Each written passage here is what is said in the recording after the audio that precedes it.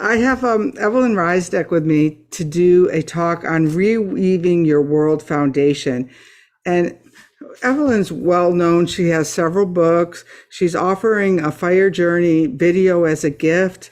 And her website is spiritpassages.com.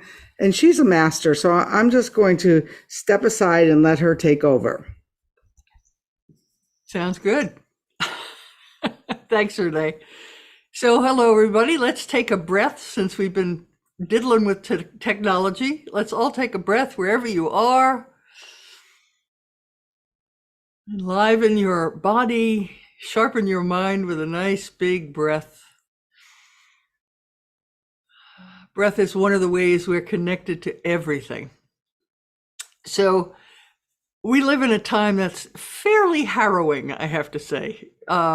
Everything feels chaotic, it feels turbulent, we have war, things need repair, foundations need repair between nations, between people, between our relationship to the earth. And that could have us feeling angry, afraid, wanting to hide away, wanting to chuck it all and find planet B, whatever it might be. But those moments when we feel kind of like too little butter spread across too much bread, stealing a line from one of the Tolkien movies, when we are in that state, we can wind things back a little bit. And that's an important piece. Let's wind ourselves back and remember who we are, where we are, and how we are being supported and connected. So everything in nature, and you and I and every other human being are part of nature as well, even though we've learned to think of nature over there. I can take off my glove. I have my glove on for my arthritis here. There we go. Over there. So we think of nature as something that is somehow separate from us. We go to a beautiful place and we look at it and take pictures on our phone, and that's nature, instead of remembering that we are nature. We are inexorably connected to the natural world. We can't be separate. We would not survive as separate entities from nature. We're built from it, and we receive all the sustenance to stay alive from it. Now, not only that, we are connected to each other. We are a collective, even though heaven knows we don't always play well together. We're like a giant dysfunctional family. We are part of the same species. We all carry mitochondrial DNA. The mitochondria is the little dynamo we have in every cell that helps take our food and turn it into energy. We need those little mitochondria to stay alive. So it has different DNA than the nucleus, which we get half from mom, half from dad. Not so with the mitochondrial DNA. We get that strictly from our mother's line, and it's passed down from mother to child, but only females can pass it on to the next generation. So it only changes through natural mutation. It doesn't mix, blend, anything like that. It only changes over the great arc of time through these little mutations. Well, what we have discovered is each and every one of us, over 8 billion of us now, right? Each and every one of us is related to a woman who was living in Africa, the southern part of Africa, 180,000 years ago. Because it was her, and she wasn't the only woman living. She's not like Eve, that's poof, and there she is. She had the good fortune of having her particular mitochondrial DNA passed down. And she lived 180,000 years ago. That DNA in the mitochondria has passed to every human being. In fact, we can gauge migration routes of us as a species based on where we see the mutations in the mitochondrial DNA. So science has proven what we know deep in our hearts, that we're connected as one big family. Again, however dysfunctional we are right now. Now, that is a double-edged sword, of course. We therefore pick up the turbulence from what's going on with the rest of our collective. So if there's a lot of people angry, or if there's a lot of people who are afraid, and anger and fear are really part of the same thing. Anger is just a seemingly more powerful response to being afraid. So when we have a large part of our population that is either expressing anger, judgment, fear, anxiety, all of those things that are really fear with a capital F, we feel that. We may not recognize that we're picking it up from everyone else, but we do. So that leaves us feeling those same kind of feelings, or at least feeling uncomfortable in our skin, quick to anger, quick to feel agitated. And if the holiday time doesn't already do that to you, our collective is doing that for you. So that feels like not a good thing, or our bodies think it's not a good thing. However, it also means that we can use our connection as a tool for helping to shift the collective. We have the capability inside of us by changing our inner environment. So consciously choosing to feel gratitude, to feel love, to feel compassion, which we're all capable of. Changing our inner environment and then remembering something that is critical. We are hardwired to all of nature on this planet. It's not like just a theoretical thing. We are hardwired to nature, as I said earlier. And the way nature has these networks that are extraordinary, I'll use the example of the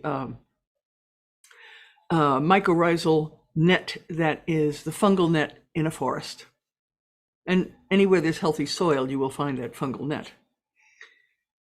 A tree, as you know, if you've ever planted any plant, roots start out great big robust roots, and then they're a little bit thinner roots, and then they go further out on the branch and a little thinner and thinner and thinner until they're these tiny little, almost hair-like roots.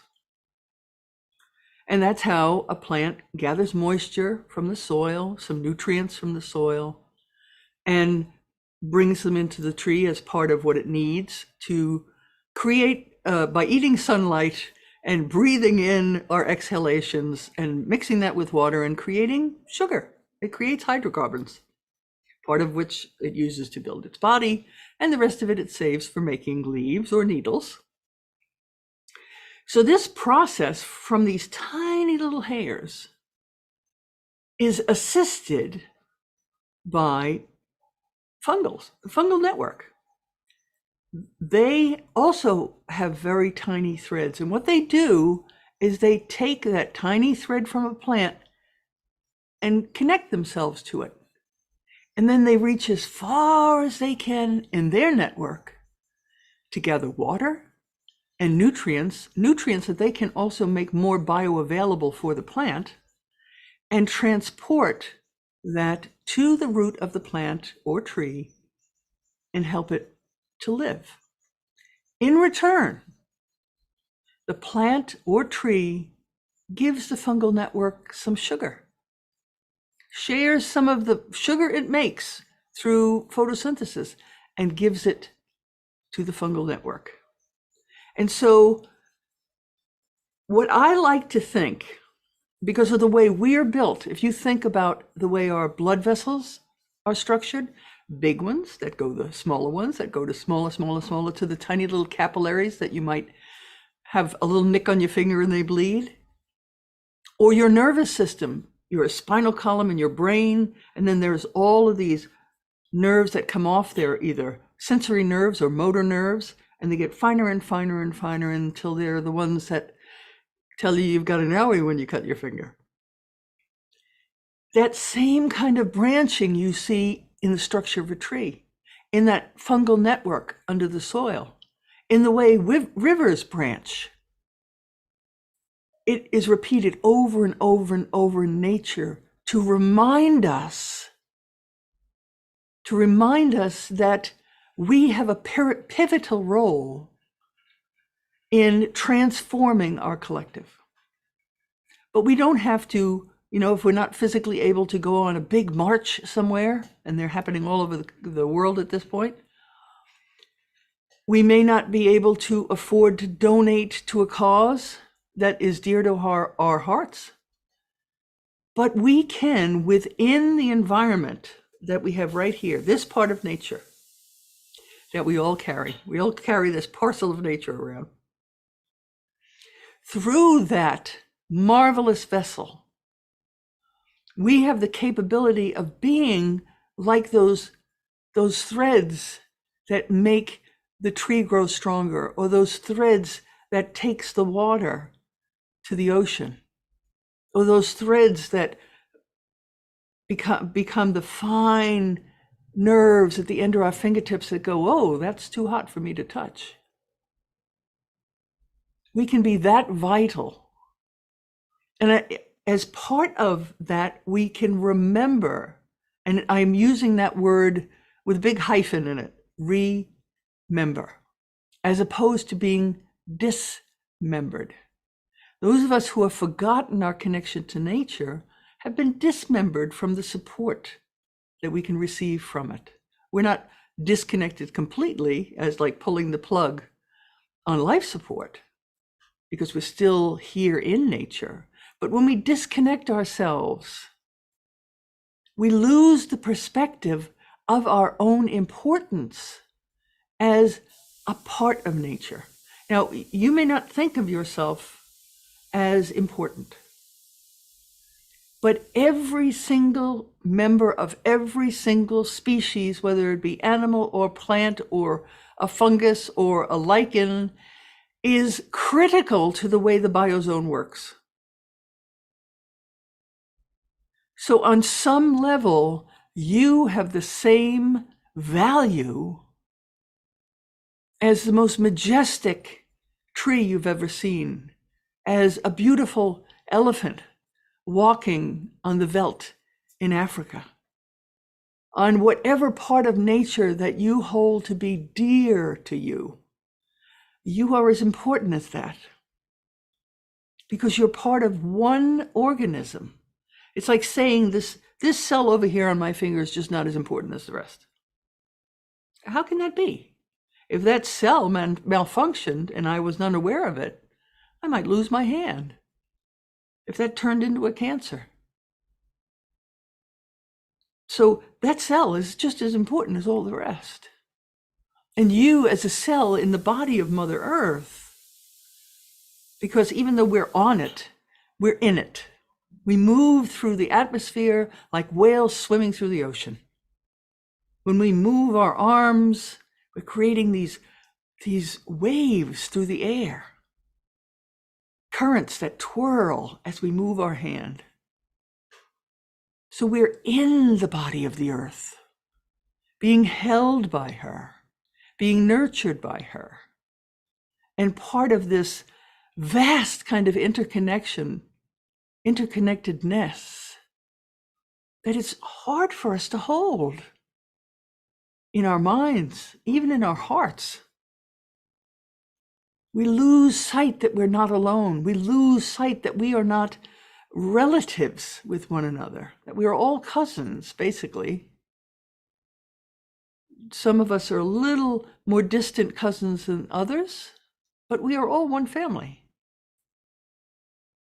Not only that, because we have a backbone, we're related to every single creature, closely related to every single creature with a backbone.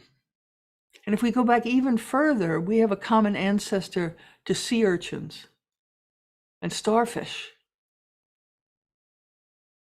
That's part of how we got here. So the part of this that we can take away is that we don't need to have enough money to give to the cause that is dear to our heart. We don't have to be at that march if we can't physically do that. We may not be able to write letters to government officials or any of those things. We may not be able to run for office. But I can guarantee you have a toolkit right here with how you choose to feel. Now that in and of itself sounds a little heretical. How can I choose how I feel? Things happen and I have a feeling. And that's not quite true. So we have feelings that come out of us, but they are responses to a stimulus that is actually read by the body very simply. We can be mad, sad, glad, or scared. Those are the simple forms of emotional response to a stimulus. Feelings are what comes out of us. And we go through the little library of the last time we ever felt that feeling and that stimulus, and that's what gets projected out of us. So we can choose, not always at first, if we're used to reacting rather than responding, and we've had a lot more practice in reacting rather than responding, we might be angry first or fearful first, but then we can allow ourselves to breathe, calm down. Don't keep playing that slight or whatever happened in your mind. Turn off that movie. It's not good for you. And begin to think of how you are connected to the natural world. And I'm going to do a guided imagery very shortly to have you feel how you are connected. But that's a simple formula. When we have those feelings of being completely helpless, everything feels out of control. Or, things happen in our lives where our paycheck doesn't quite make it to the end of the month, or the bills are a bigger pile than the income, or we've gotten a diagnosis that terrifies us, or it's something that's happened to somebody that we love dearly. Those things shake the foundation of who we are. And yet we still have the capacity to respond after our reaction, our initial shock. We can then choose how to respond and in a way do repair. When we are in that reactionary mode, we're actually shutting off part of ourselves. And that's not a good thing. We need all of us online. We need our upper brain online, which goes completely offline when we're angry or afraid or in we're judgmental state, or we're shamed, or all those faces of fear. Our upper brain goes offline. So we can only react at first because we're operating from the low brain. But when we take the time, after we've had our initial, the rumble we have, the little earthquake inside of us of whatever we're experiencing, then we can go, all right, I want my brain to be online. I want my digestion to be better. I want my heart rate to go down. I want the hormone of well-being to be blossoming again in my mind. What is it that I can do? Okay, I can remember that in this moment, as terrified or angry or whatever I might feel, I'm being held. I'm being held by Mother Earth, or whatever you call her. Do you call her Gaia? Do you call her our planet? Whatever you call her. She's holding you always. She has held you from birth. She held you because she held your mother. She will hold your bones or your ashes when you no longer use the physical body at the end of your life. You are part of the nature that always holds you. And so that is the place to go in your memory back to how you are being sustained. Are you breathing?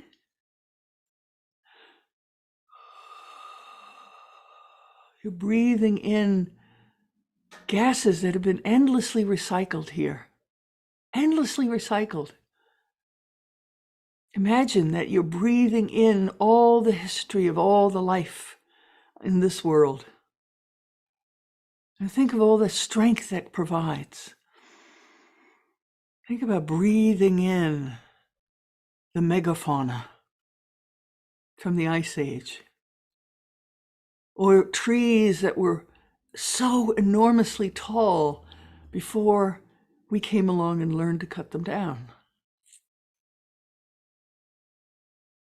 When we breathe in, think about that breath being part of the wind that blew over mountains, that picked up the smell of the sea, that embraced the trees, maybe picked up the scent of evergreen, and then it came into you. And in your body, that oxygen moves through your body, and your cells go, yes, take it in.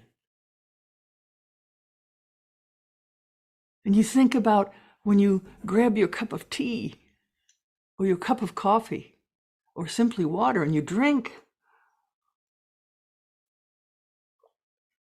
And that too has been recycled endlessly to come to your lips. It has been purified and brought up in the clouds and rained down and evaporated up, and a great big cycle over and over and over again for hundreds of millennia.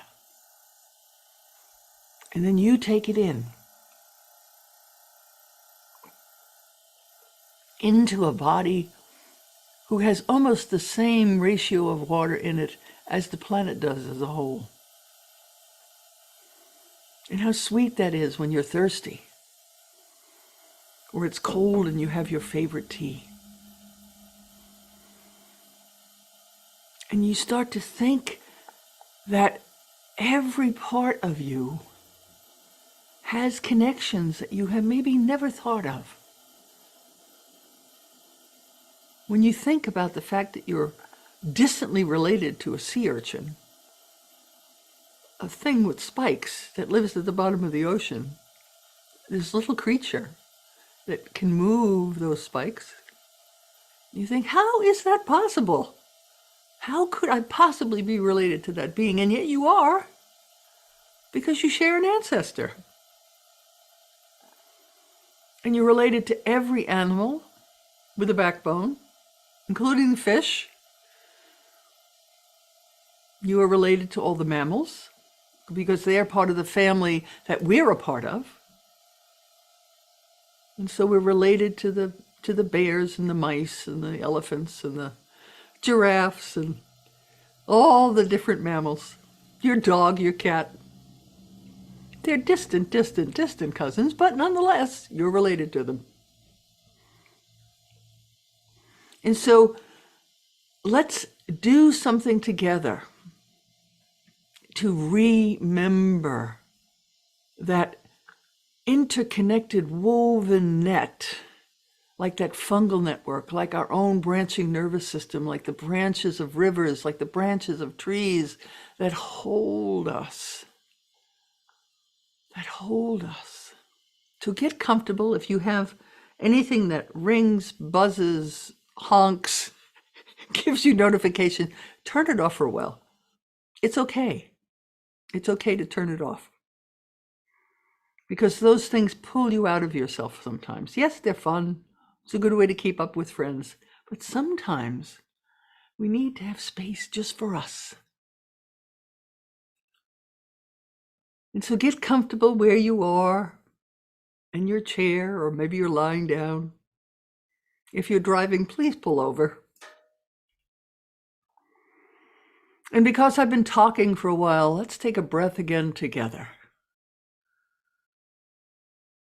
Imagine as you're breathing in and simultaneously.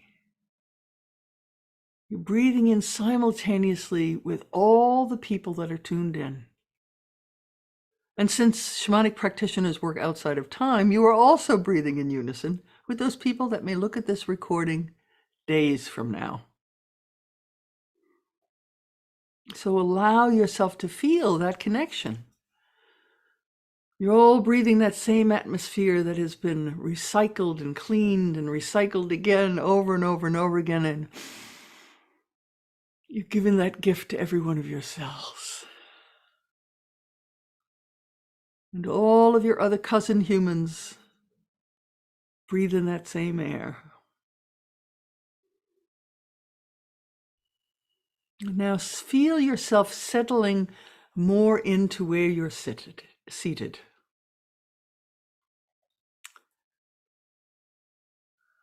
And allow yourself to tune in, first of all, to your breath and to your heartbeat. So you're tuning into the core of who you are. You might notice your pulse. You might simply feel the rise and fall of your diaphragm as you breathe. And allow that to give you access to all the networks in your body that branch outward. You can choose your blood vessels, your nerves, whatever it is feels right. I like the nervous system myself. And feel perhaps your brain first, the brainstem, like this incredible headquarters of electrical impulses, routing electrical impulses around the body, receiving input, routing electrical impulses.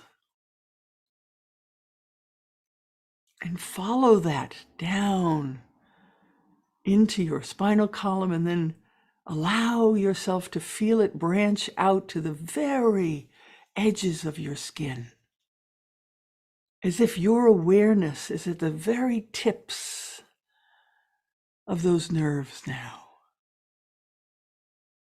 That you can feel perhaps the air in a different way, or the texture of your clothing, or maybe the temperature where you are. And focus on that edge where you think you end. And now I want you to allow your perception to go just beyond your skin, because you exist not only inside your skin, you exist as an energy body that is reaching out in all directions, beneath your feet, above your head, to the left, to the right, to the front, to the back. You are touching the rest of creation. And notice where that energy body that is ultimately connected to your physical body, you're infused by it. Feel where it touches those other networks in the world. Perhaps you want to feel down beneath your feet that fungal network, that generous network that feeds the plants and trees, and in return receives a gift from them. A perfect symbiotic relationship. Perhaps you can feel that and feel the life in the soil. For healthy soil is a biozone all of its own, with microscopic creatures, a little bit bigger ones, and even mammals that dig themselves a little hole to live in. And all of that healthy soil is given that gift by that network, nutrients shared, blessings shared. And allow yourself to draw in some of that nourishment. Perhaps it's the feeling of connection, for that is nourishment. Perhaps it's that sense of sweetness that is being shared coming into your body. Perhaps you're flooded with the memory of a warm summer day with your feet in the soil, feeling that warm soil under your feet. Perhaps you like to garden and get your dirt under your fingernails. Feel the joy in that. And then through another part of your energy body, let it reach out to connect with the largest tree that lives near you, right where you are. And feel your connection to its roots and up into its body, and feel fluid running up and down that tree, and stretch all the way up the tree to the very, very tallest part of it. And if it has leaves, go out onto a branch to be with that leaf. Choose one that feels just right. And bear witness to it drinking in sunlight and taking in the breath of all those that breathe oxygen and exhale carbon dioxide. And in the perfect magic that only plants can do, mixing that with water in the chloroplasts and making sugar. And so these green magicians in their leaves create the sugar that you can feel as nurturance in your body as it moves through your energy body to the rest of the tree.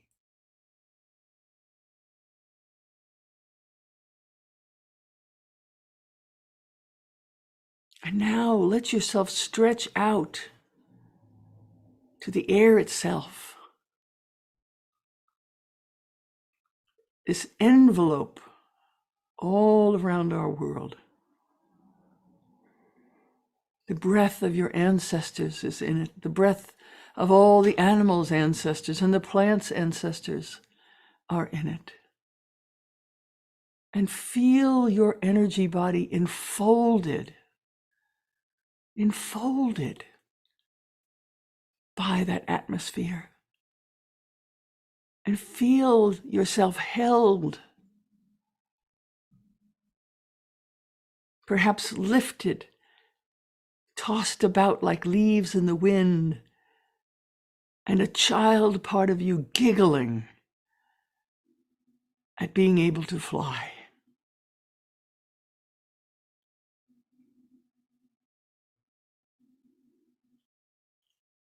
And now you swoop down to a place where everything is covered with snow. Water in its frozen form with tiny crystals of snow, patches of ice. And you see 10,000 tiny rainbows in it as the sun beats on the crystals. And you allow yourself to feel that inside of you too, enfolded by those tiny rainbows.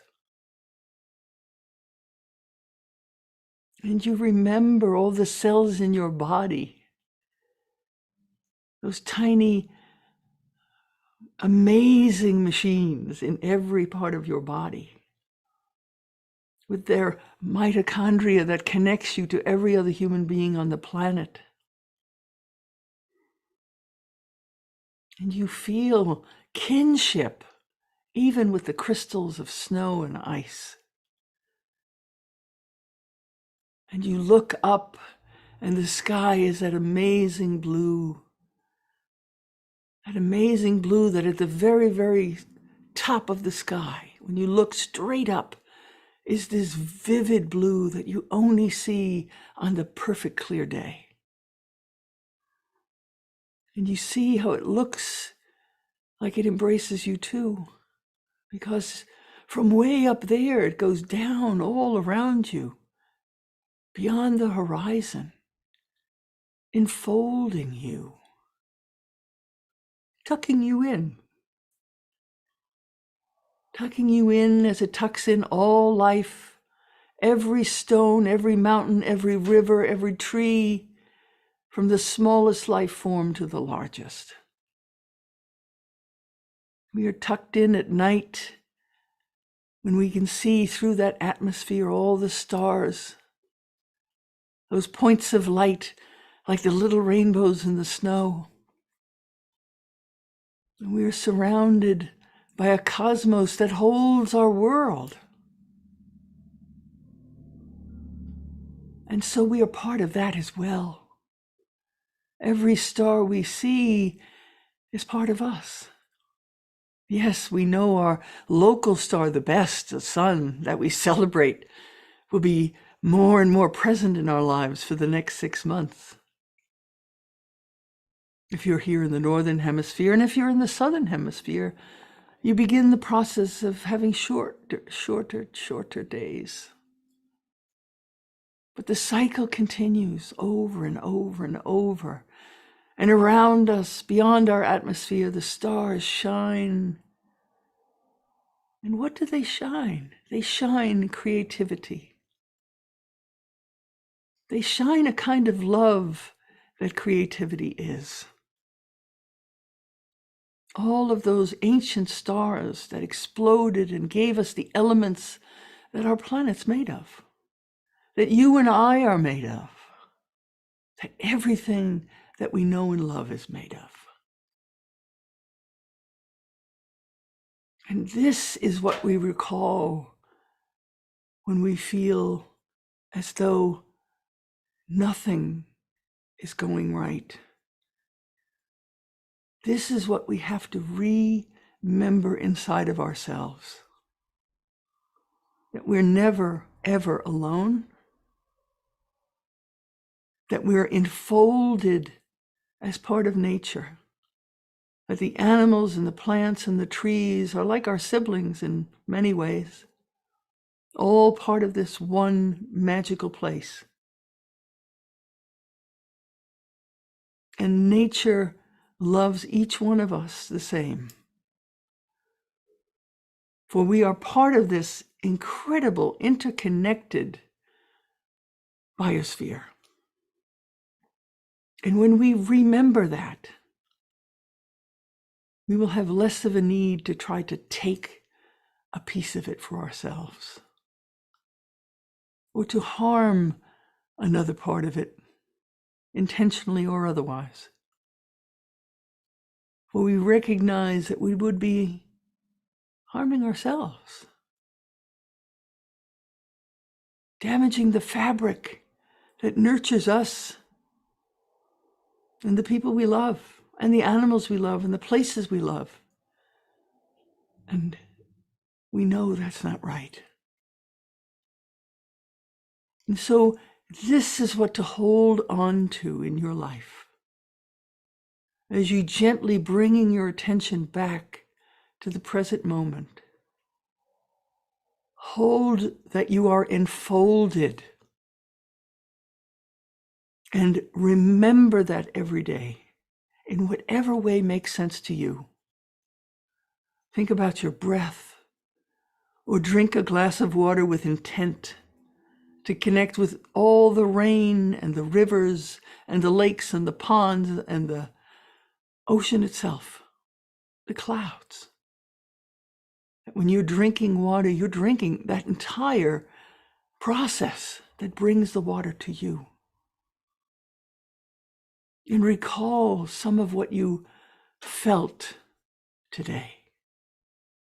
Recall your connection to the trees, to the animals, to all your cousin humans in our big dysfunctional family. But I'll let you in on a secret. Even though we hear terrible things about our cousins that are misbehaving one place or another, there are more of us that have awakened to what we need to be, how we need to be. And that is something that you will not see in the news. You will not read it in a newspaper, because good news does not sell commercials or ads. And so what you felt today is truth. That you are as important as any other part of nature. That you are inexorably connected to everything on this beautiful world. And that you have a power that you are just beginning to recognize by changing your inner environment, by what you choose to feel. After you've reacted, you go, okay, now it's time for me to respond with something that's healing for me. And my healing doesn't end at my skin. It goes out to all the other beings around me. Because you're connected. You always have been, and you always will be.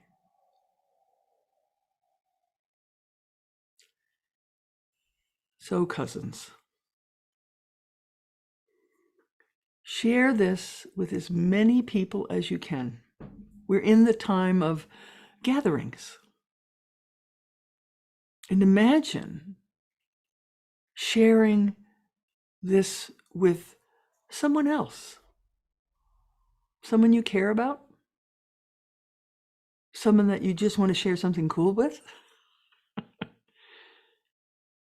And if you can't share with the people you're with, which can happen,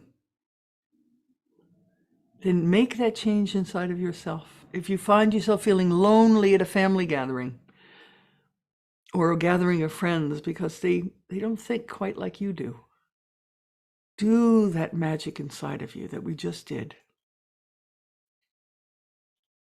And then just notice, as you shift into that place where you feel yourself connected and you feel yourself embraced and you feel yourself held, notice what shifts around you. For those are the moments where you're being like a magician, a kind of stealth shaman.